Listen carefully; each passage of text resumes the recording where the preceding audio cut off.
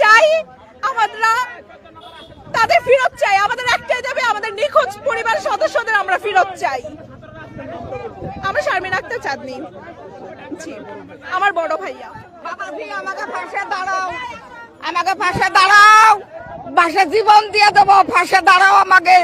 আমার অসহায় কামরুল ইসলামের দুটো ছেলে কি অসহায়, আর তার স্ত্রী, আমি তার মানুষ অন্যায় করলি হয়তো তার জেল হয়, নয় তার ফাঁস হয়। আর এই জায়গা বলে দেশে মায়ের দোয়া, লক্ষ লক্ষ সন্তানে অন্যায় করে মা ক্ষমা করে দেয়, আর কি মায়ের দোয়া ঘর দেশে।